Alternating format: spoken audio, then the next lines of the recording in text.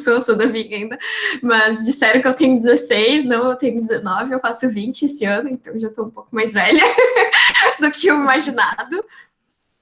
E eu vou apresentar aqui. Então, eu vou falar um pouco sobre a minha trajetória, né, que levou até a notícia que está na FAPESP. Eu mesma, assim, nunca fui assinante da FAPESP de pagar a FAPESP, até porque eu não teria condições, mas eu já ganhei a assinatura, tipo, de brinde, de prêmio, de premiação da FAPESP, e eu adoro ler a revista deles e adoro receber, para mim é uma coisa bem emocionante, então foi muito especial quando saiu aquela matéria, porque eu tenho uma coleção de revistas da FAPESP que eu ganhei, então sou bem fã, e é uma referência, né, da pesquisa no Brasil. Então, eu vim aqui contar um pouquinho sobre como que a educação científica mudou a minha vida, e quando eu digo educação científica, eu quero dizer não só a educação que a gente tem, né, no ensino médio normal, mas também essa questão de ter me envolvido com a ciência, com a pesquisa no ensino médio ainda. Então, prazer em conhecer todos vocês. Eu sou a Juliana, como eu disse, eu tenho 19 anos, essa sou eu no laboratório, bem cientista. E eu sou de Osório, que é uma cidade de 45 mil habitantes no Rio Grande do Sul, então é uma cidade bem pequenininha. E eu nunca tinha saído daqui da minha cidade, então tudo que eu conheço era isso. Podem ver que tem um morro, e aqui é conhecido como Morro da Borrússia, então ele tem uns 400 metros, eu acho. E eu sempre achava que aquilo dali era mais longe, mais alto da minha vida, que eu poderia chegar, que eu ia ficar por aqui mesmo. A gente não tem muitas opções aqui, assim, de faculdade, enfim, mas eu achava que esse era meu destino, então era sempre isso que eu tinha imaginado, mas depois eu descobri que o mundo é muito maior do que a gente pensa, né? E aí, então, durante meu ensino fundamental, eu estudei numa escola estadual, aqui do Rio Grande do Sul, a Escola Estadual de Ensino Fundamental General Osório, e eu sempre estudei em escola pública a minha vida inteira. E aí, no nono ano, que na minha época era a oitava série ainda, eu fiz a prova do processo seletivo, que tipo que se faz para o vestibular, para ingressar no Instituto Federal. Então, aqui na minha cidade tem um campus do Instituto Federal do Rio Grande do Sul. Nosso campus atende 26 municípios da região do litoral norte do Rio Grande do Sul, então eu estou na praia. E a gente tem uma região inteira que só tem um campus do IFE, enquanto em outras regiões do Brasil tem vários, tem uma concentração bem maior, então aqui acaba sendo só essa oportunidade. E aí aqui no IFRS Campus Osório a gente tem o curso técnico em administração e o curso técnico em informática, junto com o ensino médio, né? São as modalidades de integrado do ensino médio. E eu acabei indo fazer administração, eu fiz a prova, passei, fui fazer administração numa escola completamente nova, que eu nunca tinha pisado, a maioria dos meus amigos não estava indo para lá, então eu estava completamente perdida. E eu não sabia nem o que administração significava. Então, quando eu entrei no ensino médio para fazer esse técnico, eu achava que eu ia sair de lá uma grande empreendedora, uma CEO e ia virar dona da Google depois de 4 anos de estudo. Mas não foi bem isso que aconteceu, né? Então, quando eu entrei em 2015, foi o ano que eu entrei no ensino médio, eu comecei a ficar muito perdida com todas essas palavras. No Instituto Federal, a gente tem o mesmo pilar da universidade, então na UNB, né, que é a do PAS, tem os 3 pilares para uma educação, que seria o ensino, que é as atividades que a gente tem na sala de aula para aprendizagem do aluno, a pesquisa, que é justamente o que eu fiz, então é uma investigação, a produção de um novo conhecimento, não necessariamente só de laboratório, né, de ciências humanas, de linguística, letras e artes, de ciências sociais, então tem várias pesquisas em várias áreas e cada uma é feita do seu jeito, e também extensão, que são atividades sociais, então são atividades voltadas para fora da comunidade, é como se fosse, extensão é tipo, tem aqui o núcleo do IFRS Campus Osório, e aí eu vou fazer uma atividade fora da escola, com um público que não é da escola, então a gente faz, por exemplo, atividades de extensão para aulas de Libras para professores da região, então tem várias atividades nesse sentido que são voltadas para alunos que não necessariamente estão no IFE, né, para outras pessoas, para outros públicos, e tem também o vestibular e o Enem, né, aqui na URGS, é um vestibular mesmo, ou então dá para ingressar pelo Enem, mas não tem esse PAS, que é um pouco mais complexo, foi por isso que eu demorei um pouco mais para entender. Aqui a gente normalmente só faz a prova depois de terminar o ensino médio mesmo, e é normalmente em janeiro, agora eles estão mudando para novembro, se eu não me engano, para ser logo depois do Enem, no último final de semana do Enem, de novembro, desculpa. Então vai ser bem seguido agora aqui. E são 4 dias de prova para a URGS, então é bastante tempo. E tem de cada matéria. E aí depois tem o Enem também, que é outra forma de ingressar na faculdade, né? E aí todo mundo ficava falando dessas coisas e eu ficava tipo, meu Deus, o que tudo isso significa? Não sei nada, eu tô completamente perdida aqui dentro, mas aí depois eu comecei a me encontrar, explorar e descobrir mais opções, mais palavras novas, e eu espero que vocês conheçam algumas agora e vejam que vocês também podem se envolver com o que vocês quiserem. Então, eu comecei participando de atividades de extensão, que são essas ações voltadas para fora da comunidade, e eu me envolvi num projeto que era para auxiliar os agricultores familiares aqui da região do litoral norte do Rio Grande do Sul. Então, eu moro numa cidade bem pequena e aqui tem muita propriedade rural, tem muita plantação, a gente é uma região que tem bastante participação nessa área de agricultura, uma das principais fontes de renda aqui, fontes econômicas.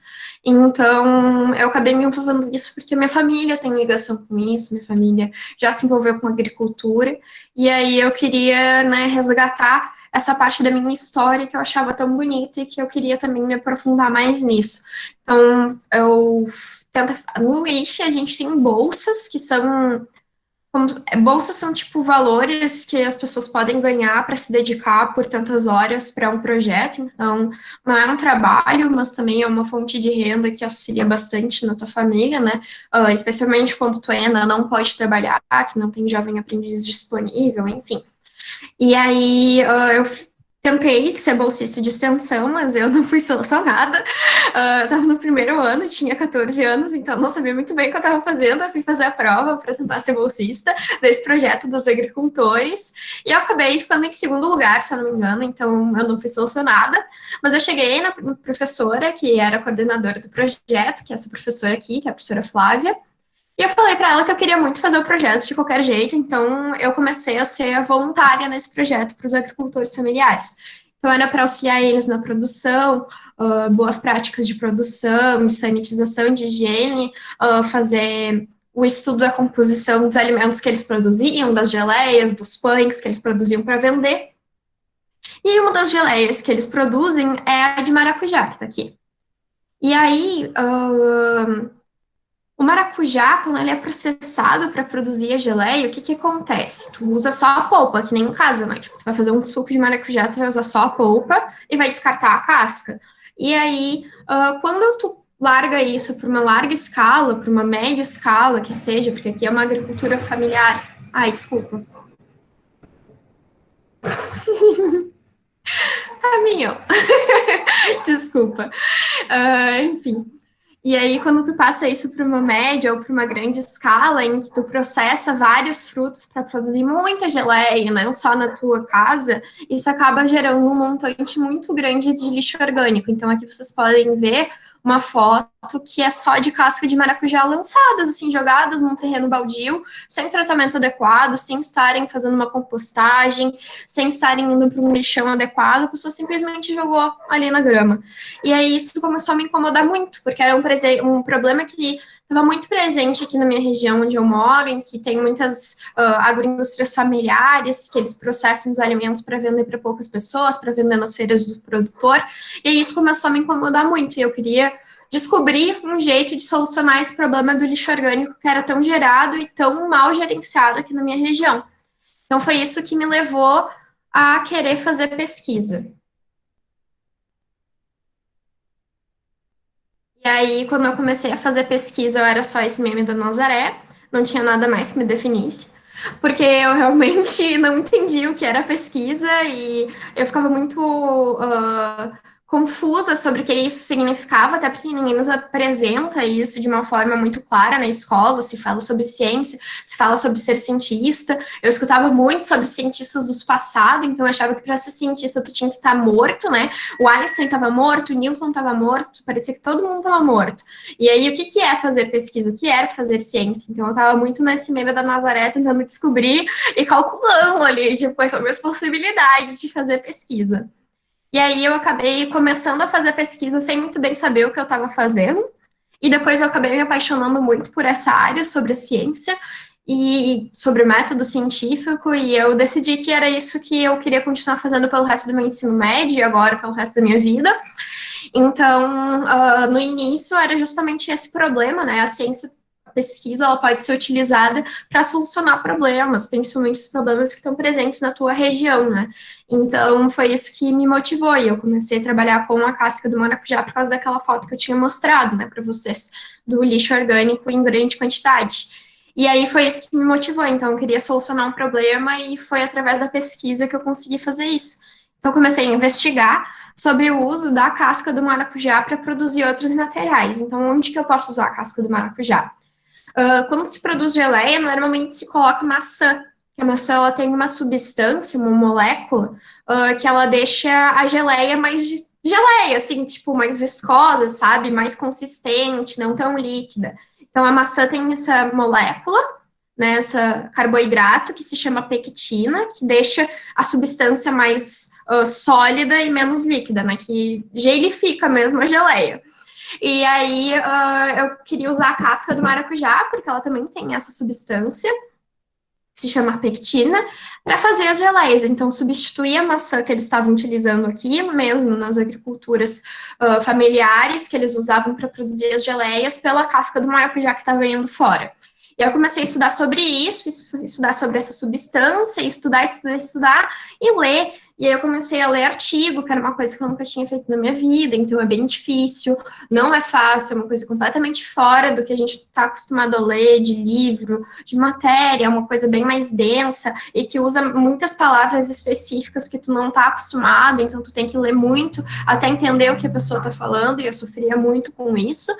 Mas aí eu descobri que para fazer plásticos biodegradáveis também se usava substâncias parecidas com a que eu tinha encontrado, que eu tinha descoberto que tinha na casca do maracujá, para fazer esses plásticos. Então, se usa amido, né? A maisena que a gente conhece em casa, dá para se fazer plástico biodegradável usando esse amido. E aí, o que o amido faz? Ele faz a mesma coisa, ele deixa a substância mais sólida, mais geleia e menos líquida. E aí, o que eu decidi fazer, então, com essas duas informações que eu tinha encontrado? Usar a casca do maracujá para fazer um filme plástico biodegradável.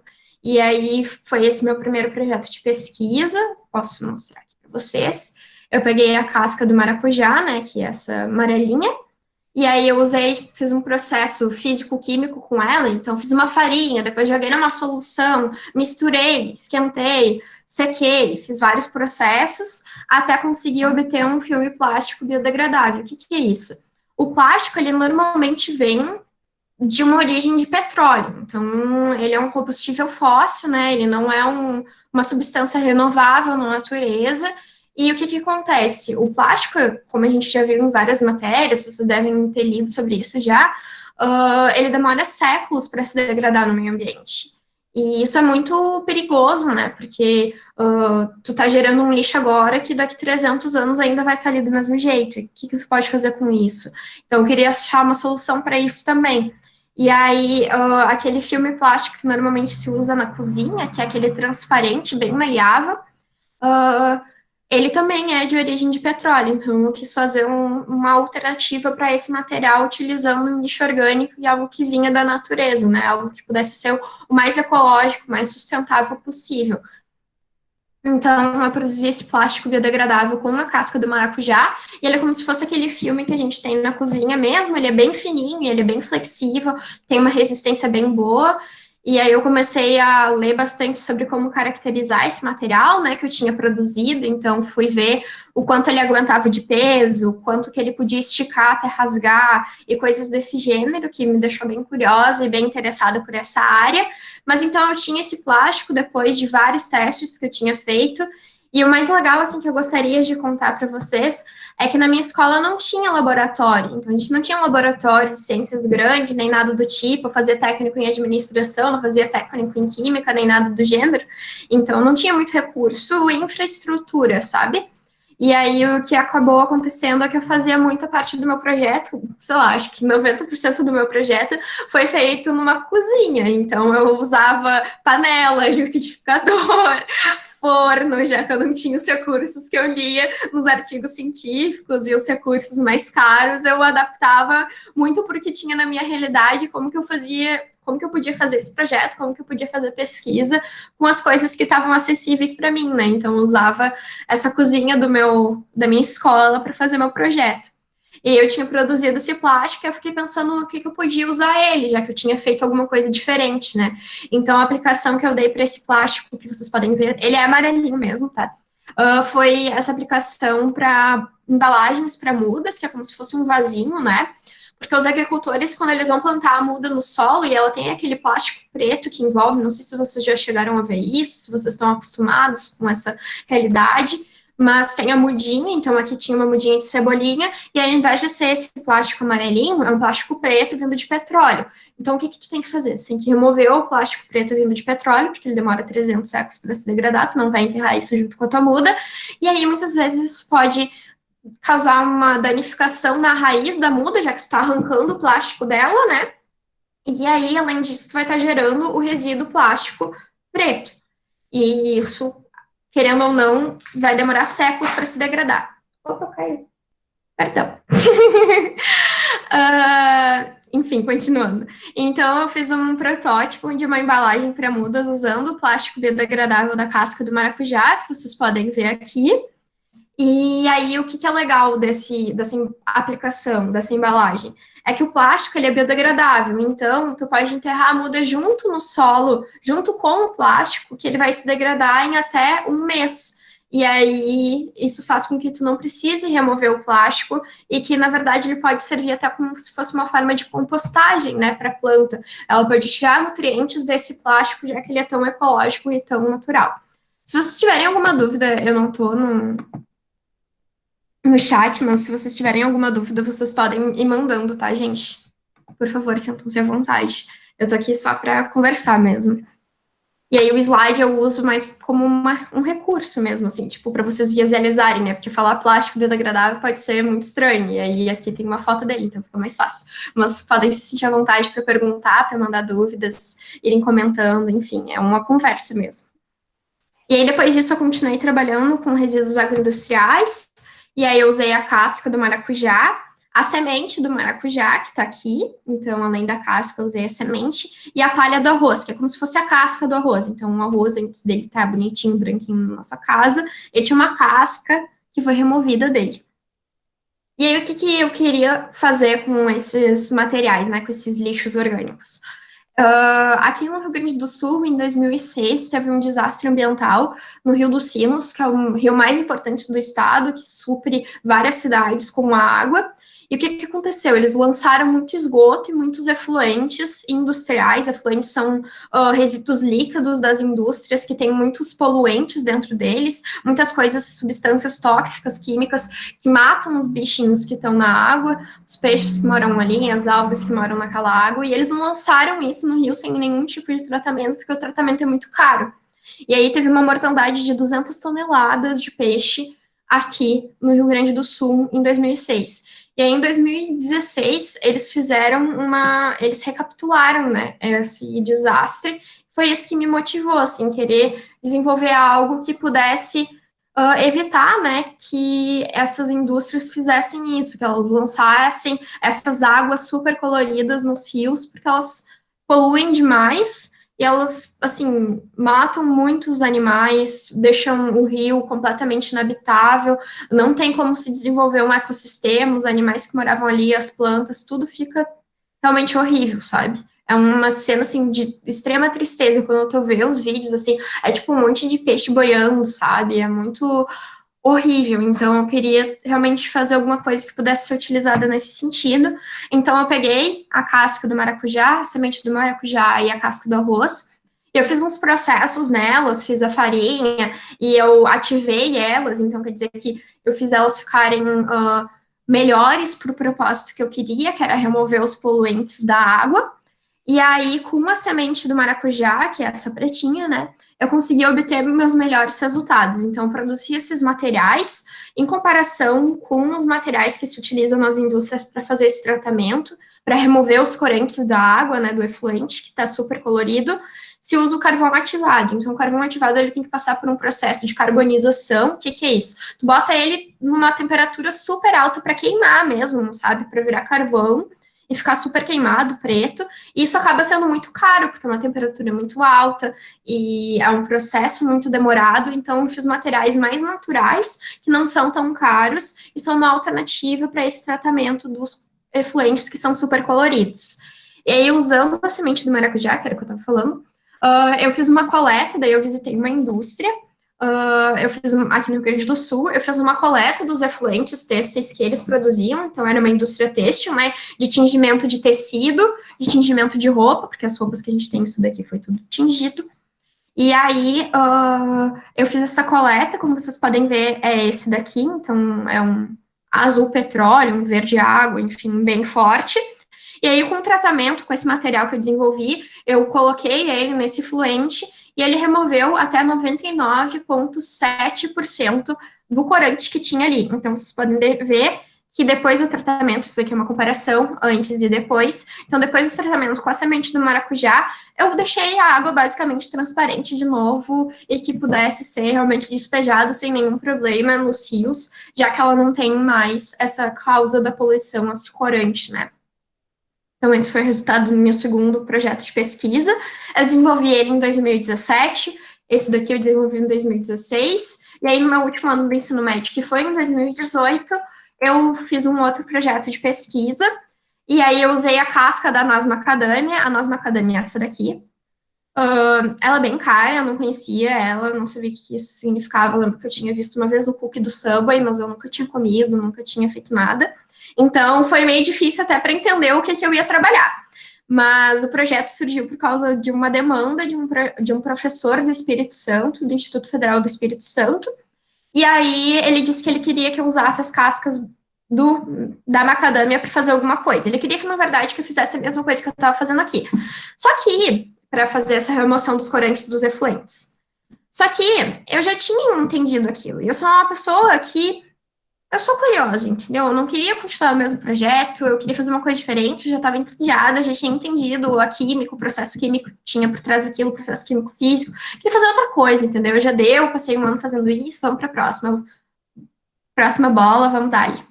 E aí, eu quis usar a macadâmia como se fosse um alimento para micro-organismos, e aí aqui vocês podem ver que eles estão produzindo um material, isso daqui é os micro-organismos, e eles produzindo material, e o material que eles produzem é isso daqui.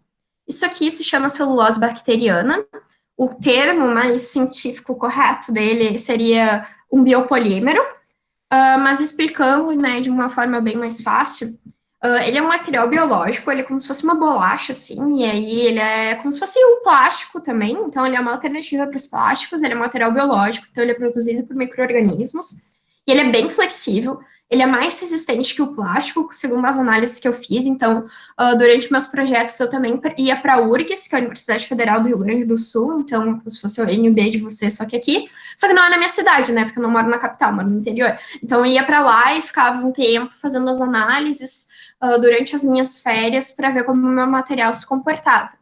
E aí eu descobri que meu material ele era mais resistente que o plástico, então ele demora mais tempo para rasgar do que o plástico. Né? Isso foi feito na universidade, não eu sozinha. Então eu usei o equipamento deles, que não tinha na minha escola, obviamente, porque é muito caro.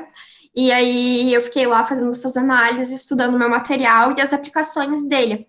E o que é mais interessante, que além de poder ser utilizado como uma alternativa para os plásticos, por ser como se fosse um plástico produzido por micro-organismos, então um plástico biológico, esse material, ele também tem compatibilidade com o corpo humano. O que isso quer dizer?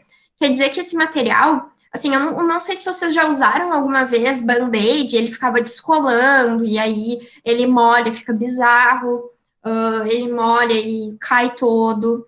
E aí, às vezes, tem pessoas que nem podem usar band-aid porque tem alergia. Então, o que esse material ele pode ser utilizado? Ele pode ser utilizado como se fosse uma alternativa para os band-aids. Por quê? Porque ele é um material que, por ser produzido por micro-organismos, ele é biocompatível. Então, quer dizer que ele tem essa aderência ao corpo humano. Quando tu coloca ele na pele, assim, a probabilidade dele cair, dele se ficar saindo, de alguém ter alergia a ele, é muito menor do que um material que é feito de plástico. Então, o Band-Aid, ele é um plástico de petróleo, que eu já tinha explicado antes, né? E aí, esse material não. Ele é feito por outros seres vivos, assim como a gente. Então, ele tem essa aderência. E aí, tem outras pesquisas que investigam esse mesmo material para ser aplicado como se fosse pele artificial, para queimaduras, para as pessoas que, né, estão com nível de queimadura muito alto, que a pele não está se regenerando, usar ela ali para a pele se regenerar. Então, é um material muito interessante que pode ser muito aplicado nessa área de medicina e saúde, né? Então, isso é uma coisa que eu desejo estudar ainda mais agora na minha faculdade. E aí, aqui tem algumas dicas de como fazer um projeto, seja de pesquisa, seja um projeto social. Eu não entendia de quase nada do que eu estava fazendo, então é realmente muito difícil, é muito diferente. Né, fazer uma pesquisa, até porque os assuntos são muito estranhos, então eu li um monte de nome técnico que eu não sabia a mínima ideia do que funcionava, do que significava, e eu tive que perder esse medo de pedir ajuda. Então eu chegava nos meus professores, que tinham muito mais conhecimento do que eu, e perguntava para eles, o que que isso significa, como é que isso acontece, o que que eu posso fazer agora? Todos nós temos dúvidas. Ter dúvida não é errado, não é feio, sabe? Ter dúvida é natural do ser humano e ninguém é obrigado a saber tudo. Então, nunca tenham vergonha de ter uma pergunta, de fazer uma pergunta, de ter uma dúvida, sabe? E ter essa rede de apoio de pessoas que estão ali para te ajudar também é muito importante para tu conseguir seguir em frente com o teu projeto. A motivação, então, eu trabalhei muito com essa área de sustentabilidade, de trabalhar com lixo orgânico, materiais que podem ser utilizados em várias áreas, sempre com essa pegada, e isso é uma coisa que eu sou muito apaixonada e que eu adoro ficar lendo e pesquisando, então, isso faz meu olho brilhar, sabe? A motivação dos meus projetos sempre foi para ajudar um problema que eu via na minha região, ou algo que eu achava interessante, então a casca do maracujá que estava poluindo as plantações dos agricultores, o efluente têxtil no Rio dos Sinos, no meu estado, que causou um dos maiores desastres ambientais do Brasil. E aí, no último caso, que eu trabalhei com os micro-organismos, foi porque eu queria produzir um material alternativo para o couro. Então, esse material também pode ser utilizado como se fosse um couro biológico, digamos assim. E aí, isso sempre foram minhas paixões. Então, escolher um tópico que faz teu olho brilhar é muito importante para tua dedicação, para tua motivação, para tu saber que mesmo que tenha várias coisas dando errado, aquilo dali tem um foco final, tem um objetivo final, sabe? E aí também a questão da persistência, porque eu acho que a gente jovem, a gente se desacredita demais, a gente pensa que a gente não vai conseguir, que aquilo não é para mim, que que só gente muito genial faz aquilo, ou então que eu não tenho talento para isso. A gente se diminui o tempo inteiro, a gente é muito inseguro. E eu acho que isso é uma coisa muito importante, sabe? É uma coisa que a gente precisa trabalhar. Essa semana eu vi um vídeo da Viola Davis, que faz aquela série do assassinato, e How to Get Away with Murder, acho que é o nome. E ela estava falando que a gente é valioso, que a gente merece o que a gente conquista. Então, eu queria muito passar essa questão de não desistir, acreditar no que tu está fazendo. Você olha no espelho todo dia de manhã e fala, nossa, eu consigo, eu vou passar no vestibular, eu vou conseguir estudar 2 matérias hoje, eu vou terminar minha lista de exercícios hoje, sabe? Essas pequenas motivações, assim, acreditem em vocês, a gente vai ter muitas pedras no caminho, eu tive várias, e não só por questão de infraestrutura, de escola, de não estar entendendo o conteúdo, mas coisas pessoais também, porque querendo ou não, a gente é um ser humano, a gente tem problemas familiares, a gente tem problemas de amigos, a gente tem vários problemas, isso nos afeta de várias maneiras. Então, a gente precisa muito acreditar no que a gente está fazendo, senão a gente vai desistir.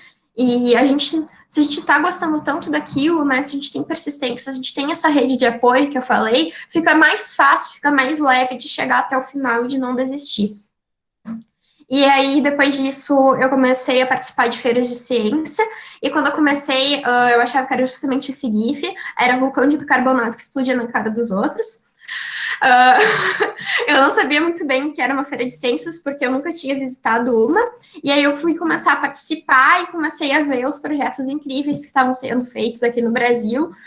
Então, não necessariamente precisa ser só um vulcão de bicarbonato, pode ser projetos como o meu, pode ser um projeto para estudar como as redes sociais estão afetando a saúde mental dos teus colegas da tua escola. Pode ser um projeto para estudar como os haitianos estão tendo essa aderência aqui no Brasil. Tem um projeto sobre isso que uma menina fez esse ano. Então, tem muitas coisas, muitos temas, várias coisas diferentes que podem ser apresentadas numa feira de ciências. E eu comecei a participar. Como eu falei, minha cidade é pequena, eu nunca tinha dado de avião nessa vida. Então, a minha primeira viagem de avião foi para ir apresentar meu projeto em São Paulo, na USP, na Universidade de São Paulo, que é uma das melhores universidades do Brasil. E eu, que nunca tinha saído do meu estado, estava lá bem bonita numa das melhores universidades do Brasil. Então, o quanto isso me abriu portas foi inimaginável. Nunca. Realmente sou muito grata pelas oportunidades que eu tive durante o meu ensino médio, pelos privilégios que eu tive de poder ir apresentar meu projeto em outros lugares, em outros países.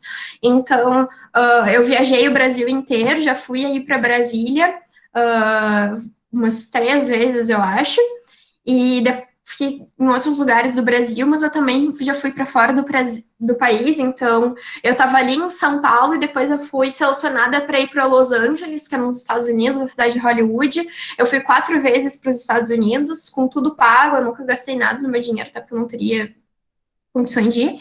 E aí eu estava explorando o mundo, sabe? E eu pude participar desses eventos científicos que são a Intel ISF, que é essa daqui, ela é a maior feira de ciências do mundo, e ela acontece anualmente nos Estados Unidos, então eu conheci 1.800 países, eu nunca tinha visto tanta gente diferente na minha frente, na minha vida, era super surreal, e além disso, no último ano, a cerimônia de entrega do Prêmio Nobel, que está aqui, que acontece anualmente na Suécia, então eu fui pela primeira vez na minha vida na Europa, eu nunca ia imaginar isso.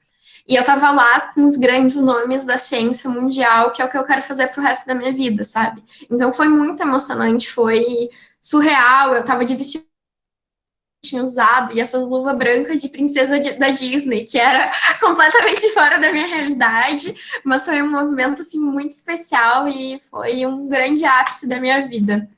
E aí, eu sei que o que eu tive foi um privilégio, que não são todos os estudantes no Brasil que têm acesso a fazer ensino médio, e eu quero trazer essa oportunidade para mais pessoas, porque ela transformou muito a minha vida. De uma cidade pequena de 45 mil habitantes para estar na entrega do Nobel, sabe? Quando que eu ia imaginar isso? E eu quero que ela transforme a vida de outras pessoas também.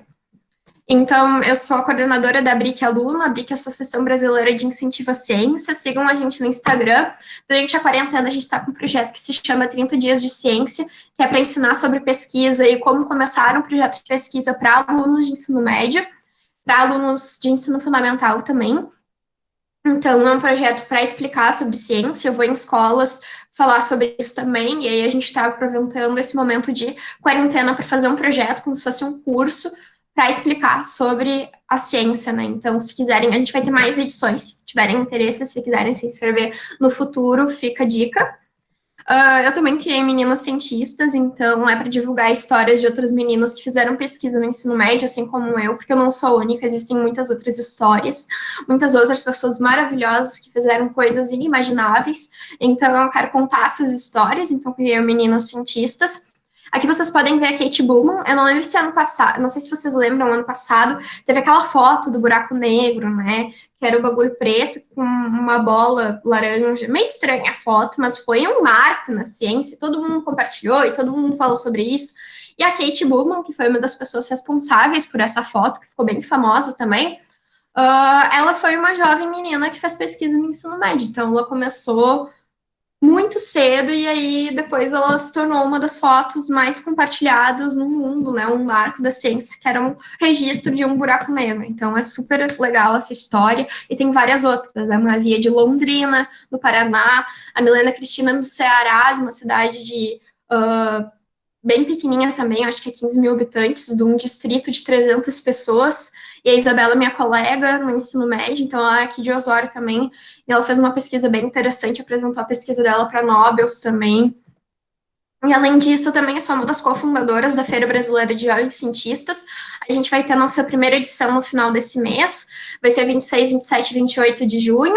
As nossas inscrições para participar como estudante sem projeto, que não precisa ter um projeto de pesquisa para participar da nossa feira, a gente também ajuda vocês a entender sobre a pesquisa nos workshops.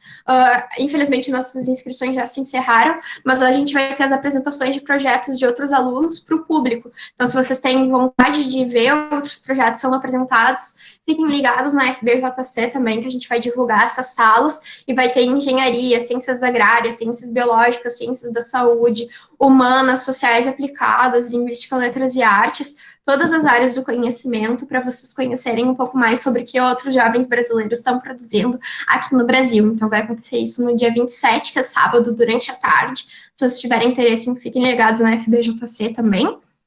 E aí, então, recapitulando um pouco sobre a minha trajetória, já falei demais, na verdade, nem era para eu ter falado tanto, desculpa, eu me empolgo. Eu comecei numa escola pública estadual, que foi General Osório, aqui na minha cidade. Depois eu passei para o técnico em administração no IFRS. Eu fiz o meu projeto social de agricultura, né, que foi aquele projeto para auxiliar os agricultores familiares aqui da minha região. Eu fiz os meus projetos de pesquisa, né, desenvolvendo materiais sustentáveis, ecológicos, que pudessem ser aplicados no nosso dia a dia. Agora eu também estou atuando muito nessas iniciativas de educação científica, porque eu sei que eu tive foi um privilégio, eu não quero que seja mais, então eu quero que pessoas de diferentes realidades no Brasil possam ter acesso às mesmas oportunidades que eu tive, descobrir sobre isso, se apaixonar pela ciência, como eu sou apaixonada. Quando eu comecei o ensino médio, eu queria ser paisagista, que é alguém que trabalha com jardim. É como se fosse uma pessoa que projeta jardins, uma jardineira. E, enfim, né, depois de tudo isso, agora eu vou fazer engenharia. Então, é uma coisa bem surreal e que mudou muito minha perspectiva e que me fez me apaixonar muito por essa área. E aí eu queria deixar, assim, o que vem agora.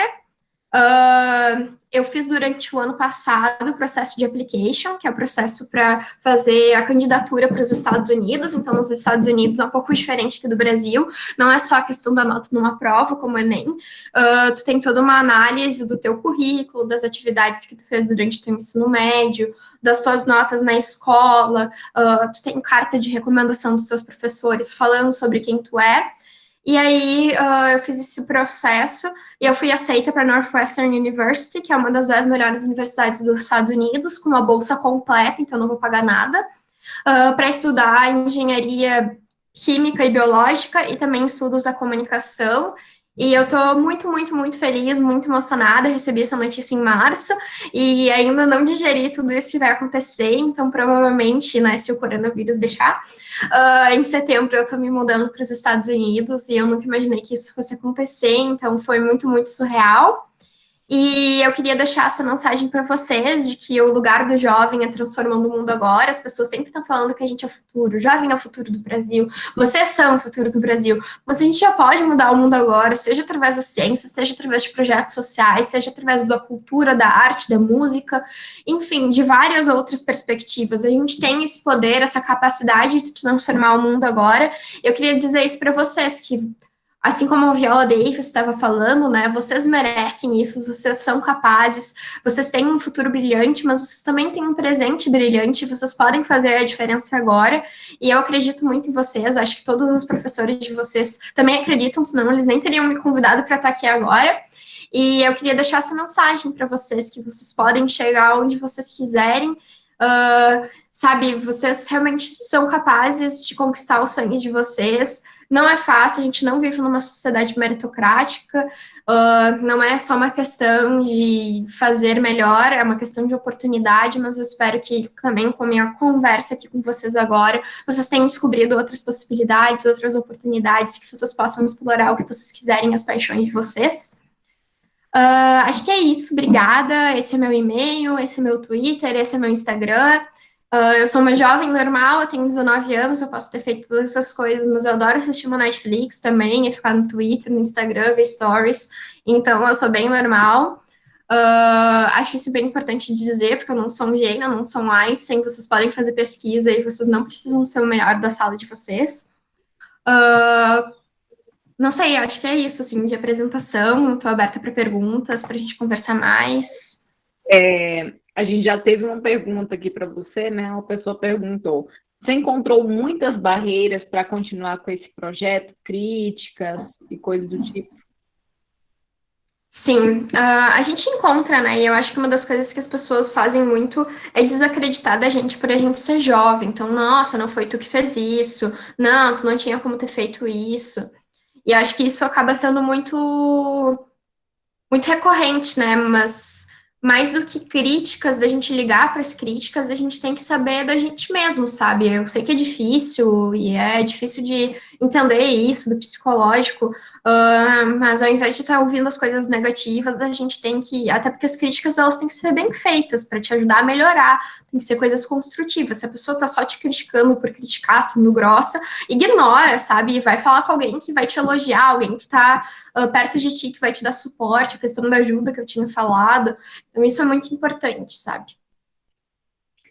E essa questão do seu nome no asteroide, explica pra gente um pouquinho dessa história. Então, como eu tinha falado daquelas feiras de ciências, né? A Intel ISEF ela é a maior feira de ciências do mundo. Ela acontece anualmente nos Estados Unidos, com mais de 1.800 estudantes de 80 países diferentes. E só do Brasil, só 18 projetos são selecionados por ano. Então, estar lá já é muito grande, já é muito surreal. Tu já está representando o teu país, tu viajou para outro lugar, tu está conhecendo pessoas diferentes. Então, assim, já é um grande reconhecimento estar lá representando o Brasil, sabe? Tu é um dos melhores projetos daqui. E aí, em 2019, no ano passado, eu estava apresentando o projeto da macadâmia, né, que eu usei a macadâmia como se fosse um alimento para os micro-organismos e eles produziram aquele material multifuncional. E aí eu estava apresentando esse projeto. Eu lembro que na minha frente tinha um projeto que era sobre a cura do Alzheimer, mais ou menos isso. E eu ficava tipo, não, certeza que esse menino vai ganhar o primeiro lugar. Eu já estou aqui, já estou representando o Brasil, já estou mostrando que dá para fazer pesquisa de qualidade no ensino médio do Brasil, em uma instituição pública, mesmo sem muitos recursos, mesmo sem tantos privilégios, quanto pessoas que estudam nos Estados Unidos. Então eu já estava muito feliz e eu achava que o menino da minha frente ia ganhar o primeiro lugar, né? Tinha certeza. E aí, na premiação, na cerimônia de premiação, no último dia, antes de anunciar os primeiros lugares, eles anunciam que quem ganhar primeiro lugar vai ter o direito de batizar um asteroide com seu nome, como um reconhecimento para esses jovens cientistas. E aí, esse é um projeto, ele é em parceria com um laboratório de astronomia do MIT, que é o Instituto de Tecnologia de Massachusetts, que é bem conhecido, né, bem famoso. E aí é um laboratório de astronomia. E aí eles falaram assim: quem ganhar primeiro lugar vai ter esse asteroide batizado com seu nome. Daí eles mostram outras pessoas que têm asteroides batizados com seus nomes, que é só o Einstein, só a Marie Curie, só o Neil Armstrong. Então, só pessoas bem simples, que nem fizeram nada pela ciência mundial, brincadeira, né? E aí, eu lembro quando estavam anunciando, né, minha categoria, que era ciência dos materiais, então eu estava concorrendo nessa categoria, né, ciência dos materiais, material science. E aí antes deles chamarem teu nome, eles chamam uma cidade de onde tu vem. Então, por exemplo, de Brasília, Distrito Federal. Não sei se seria Brasília. Desculpa, mas eu sinto muita confusão ainda em entender Brasília. Eu já tentei várias vezes, mas é bem complexo para mim, porque é bem diferente do que eu estou acostumada. Bairros, cidade satélite, não sei, entendeu? Mas eu já tentei, eu juro. Mas enfim, enfim, ignorando essa parte. Até a gente confunde. É muito difícil, gente, sério. Eu lembro quando eu fui a primeira vez e alguém foi tentar me explicar, e aí falou do avião, e eu fiquei tipo, quê? Do que vocês estão falando, sabe? Não é uma cidade. Então é bem complexo. Tem que fazer um manual para entender Brasília. Mas brincadeiras à parte, então vamos, por exemplo, eles vão anunciar, daí eles falam de Brasília, Distrito Federal, Amanda Beatriz Pereira, que é uma das meninas que tá aqui. E aí vai lá, você vai subir no palco, entendeu? Só que aí, quando eles falaram Osório, que é a minha cidade, eu fiquei pensando, não pode ser eu, entendeu? Tem que ter outra pessoa no mundo que seja de uma cidade de Osório, que esteja na categoria que eu, porque era muito surreal, eu fiquei muito emocionada, eu chorei demais, demais, demais, demais, demais, demais, demais. Tem um vídeo, inclusive, se vocês quiserem ver depois, que é eu subindo no palco, super chorando, bem estilo brasileiro, fazendo maior esculhambação, porque era surreal, sabe? Primeiro lugar, aí eles chamaram Osório, Rio Grande do Sul, Juliana da Valgue Stradioto, o cara que tá apresentando, que é ao vivo, ele começa a rir da minha emoção, sabe? Ele começa a rir da minha cara, no caso. E aí, então, além do primeiro lugar, que era uma coisa super surreal, ninguém no Brasil nunca tinha ganhado o primeiro lugar nessa categoria, também tem essa questão do asteroide. Eu ainda não recebi nenhuma notícia sobre ele, então não sei muitos detalhes, mas eu sei, várias pessoas já perguntaram isso para mim, então eu vou pesquisar. Eu sei que não tem risco dele cair na Terra pelos próximos 100 mil anos. Então, eu não vou ser a causa de destruição de ninguém aqui, tá, gente? Não vai ser meu asteroide que vai dizimar a espécie humana como foi com os dinossauros. Não vai ser minha culpa. E que, Lucas? Oi? A causa que eu tô falando. Juliana, outra coisa, né? A gente ontem teve uma live com a Márcia Barbosa, não sei se você conhece, mas é uma das 7 maiores cientistas do mundo também. E o que a gente falou a temática de ontem foi sobre a questão das mulheres na ciência, né? E você, assim, tão jovem, né? Mas com certeza você tem essa percepção. Qual o seu olhar para a mulher na ciência, assim, como você se sente estando nesse mundo? Eu acho que aqui no Brasil a Márcia deve ter falado todos os números muito bonitos, né? Então, aqui no Brasil a gente tem uma grande participação de mulheres na ciência em nível de iniciação científica, mestrado, doutorado, acho que já deve ser menor. E aí, quando elas vão chegando no topo da carreira, isso vai diminuindo cada vez mais, né? Então, assim, eu já sofri preconceito nesse sentido, machismo. Um professor já falou para mim e para minha colega que eu não estava entendendo uma coisa em matemática. Então, eu levantei a mão, fiz a dúvida. E ele virou para mim e para minha colega que estávamos com essa dúvida. Era sobre triângulos, não, prismas, pirâmides. Eu acho que era pirâmides. E aí ele virou e falou que a gente não conseguia entender a matemática ali, a explicação dele. Porque a gente era mulher, e mulher não consegue projetar o espaço tridimensional, então a neurociência explica essa deficiência que a gente tem no cérebro. E aí assim, eu acho que isso foi a coisa mais chocante pela qual eu já passei, nesse sentido, mas eu acho que aí a gente precisa cada vez mais discutir de outras minorias, de outras pessoas, né, na ciência. Então, a gente tem as mulheres, as meninas são desincentivadas desde a infância, assim, desde os 6 anos, a falar, a se interessar por ciência. Então, no ensino médio, no fundamental, sempre nas aulas de matemática, por mais que eu gostasse muito de matemática e eu fosse até uma boa aluna, os professores estavam sempre perguntando para meus coleguinhas meninos qual era a resposta da pergunta, sabe? Tipo, quem... Fulaninho, responde essa daqui, sabe? Eu nunca era nenhuma menina da minha sala. E isso que na minha sala, no ensino médio, tipo, acho que uns 80% era menina, porque era administração. Então, era sempre o menino que era chamado, sabe? É sempre esse incentivo, mesmo que sutil, para os meninos ficarem nessas áreas, principalmente nas áreas de ciências exatas, ciências biológicas. Então, tem muito essa diminuição, esse desincentivo, e é por isso que eu acho que é tão importante também ter essas iniciativas, como eu criei do Meninos Cientistas, para mostrar que existem exemplos de meninos que fazem pesquisa nos mais variadas regiões do Brasil, nas mais variadas áreas. Não precisa ser só exatas, não precisa ser só humano, sabe? Tem tudo, tem muitos exemplos incríveis. E aí, além da gente estar sempre pensando nessa questão das mulheres na ciência, da maternidade na ciência, né? Porque as mulheres tendem a produzir menos depois que são mães, porque a responsabilidade de cuidar da criança, da família é muito mais da mulher, na nossa sociedade que a gente existe, né, vive hoje, patriarcal. E, além disso, a gente precisa olhar muito. Eu gosto muito de pensar numa diversidade como um todo na ciência. Não é só a gente ter mulheres na ciência, a gente ter outras representatividades na ciência. Porque quanto mais diverso um ambiente for, mais pontos de vista diferentes a gente vai ter. Então, mais problemas vão ser trazidos, porque cada pessoa passa por um problema diferente, tem um ponto de vista diferente. Quando a gente tem essa variedade, essa diversidade, essa pluralidade, as pessoas tendem a se complementar cada vez mais, entendeu? Então, a gente precisa de pessoas negras na ciência, porque hoje em dia, enfim, existem pessoas negras, mas é uma minoria muito menor, então minoria muito menor foi redundante, né, mas enfim. Mas é uma minoria, então a gente precisa das cotas, das políticas públicas para aumentar essa participação das pessoas. A gente precisa de pessoas LGBT, que mais na ciência, porque elas têm uma outra visão de mundo, elas vão trazer outras percepções delas. A gente precisa estar sempre atento para todas essas pluralidades, porque quanto mais gente diferente a gente puder ter, menos pessoas iguais, mais pontos de vista diferentes, uma ciência mais rica, a gente vai ter uma ciência de maior qualidade. E isso não só na ciência, né, em qualquer outro ambiente. Exatamente. Gente, mais alguém tem alguma pergunta? A gente tem muitas perguntas, né? Mas o tempo, infelizmente, é tão curto, né? Regina Sim, e Sônia mas estão por aí. Nós temos a Gente, Regina, coordenadora, tem a Sônia, que é nossa vice-diretora. Regina quer Juliana. falar algo?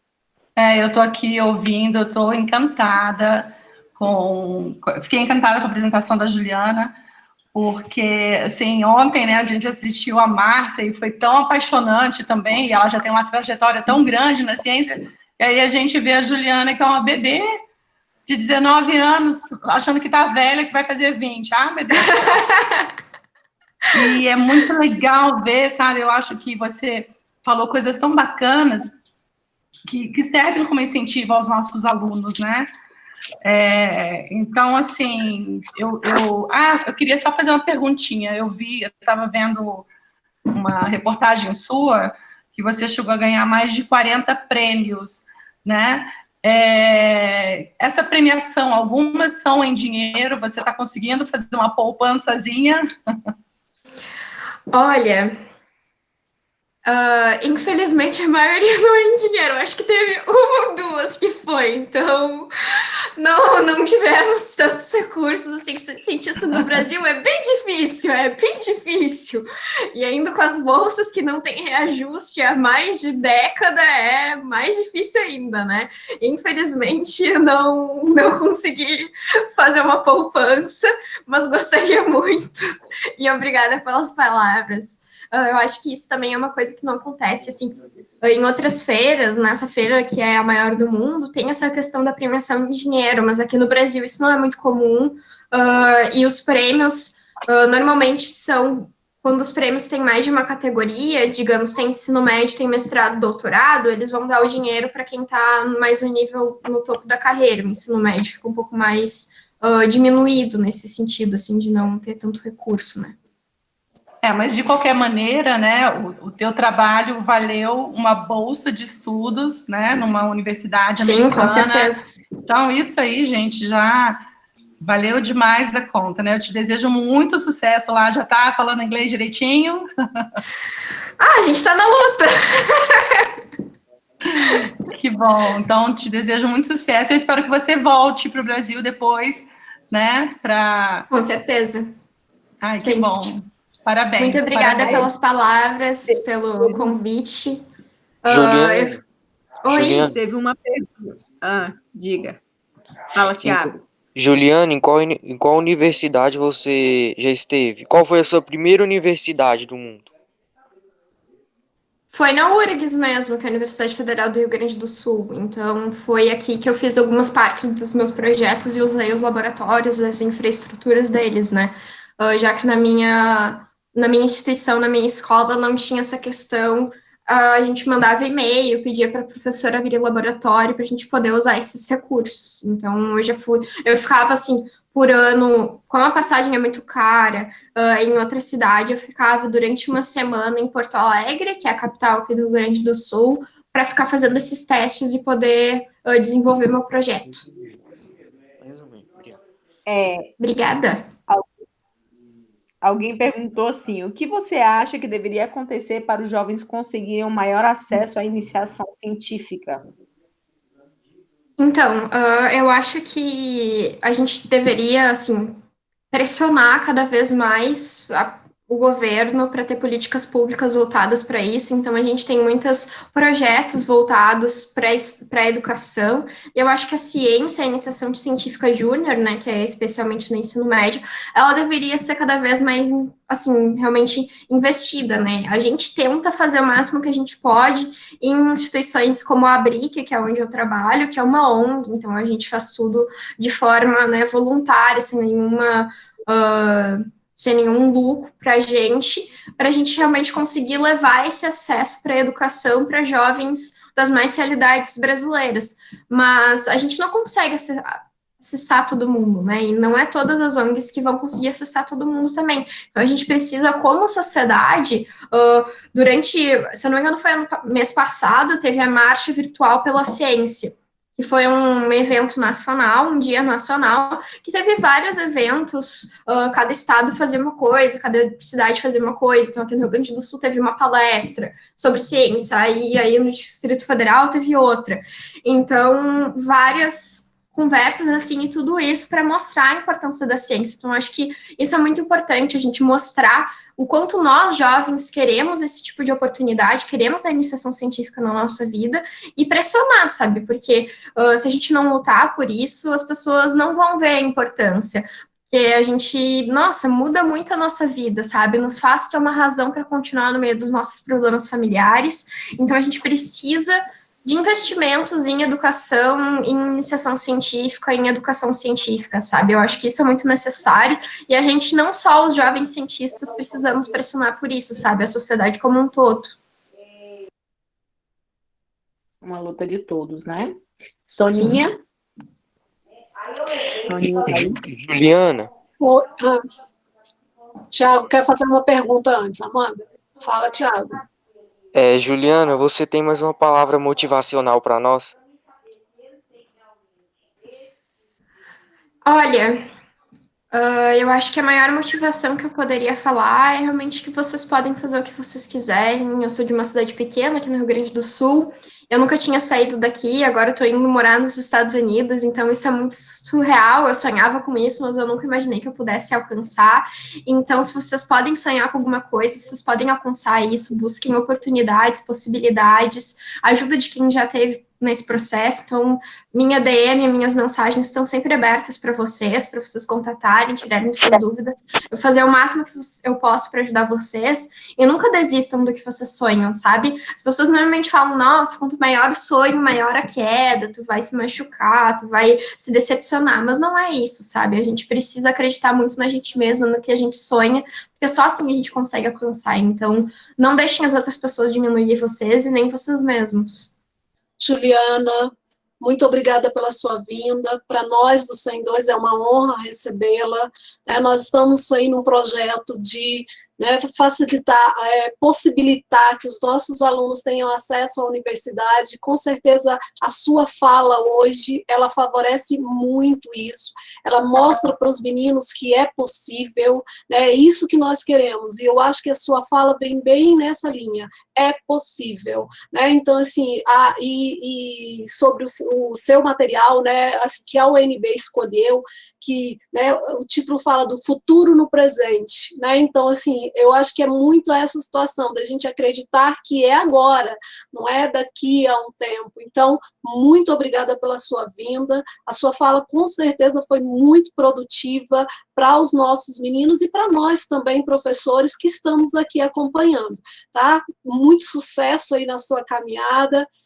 Espero assim que você tenha grandes conquistas e que possa depois compartilhar conosco que, assim, nós, querendo ou não, nós estamos fazendo parte um pouquinho da sua história, então faça parte da nossa história também, trazendo aí essas grandes conquistas para o nosso país, para os nossos jovens. Muito obrigada, garota. Parabéns, tá? Muito feliz. Obrigada. Muito obrigada pelo convite. Fiquei muito feliz de estar aqui com vocês hoje, com as mensagens, com as parabenizações. Fico muito emocionada e muito feliz, porque é justamente isso, mostrar que é possível e que vocês podem conquistar o que vocês quiserem, que a educação transforma vidas mesmo. Muito obrigada.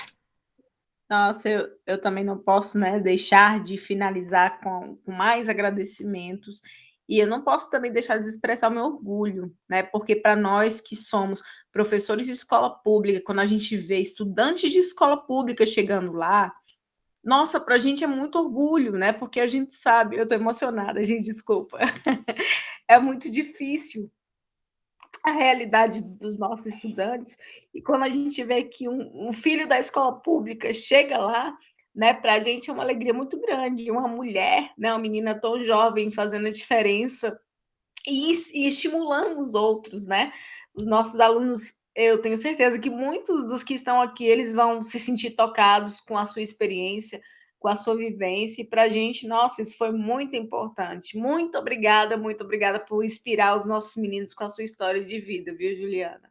E a gente vai divulgar aí as suas redes para os meninos seguirem. Amanda, Eu queria fazer eu queria dar uma sugestão, né, que a gente fez ontem. Então, assim, para todo mundo que está aí, abrir os microfones e a gente dar uma salva de palmas para Juliana. Fala, Juliana, gente! Palmas!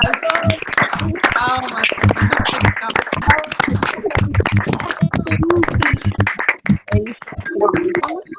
Muito obrigada. Ai, que amor! Muito obrigada. Nossa, fiquei emocionada. A gente está aqui na torcida por você, viu? E a gente vai acompanhar, a gente vai colocar suas redes sociais aí no grupo da escola, a gente vai te acompanhar e quando, né, acontecerem outros prêmios e tal, você, né, conta pra gente. Pode deixar, estou sempre à disposição, viu? Podem me chamar com dúvidas, enfim, estou sempre à disposição. Obrigadão. Muito Obrigada emocionada. a você. Um beijo grande. Beijo, beijo. Beijo. Tchau, tchau.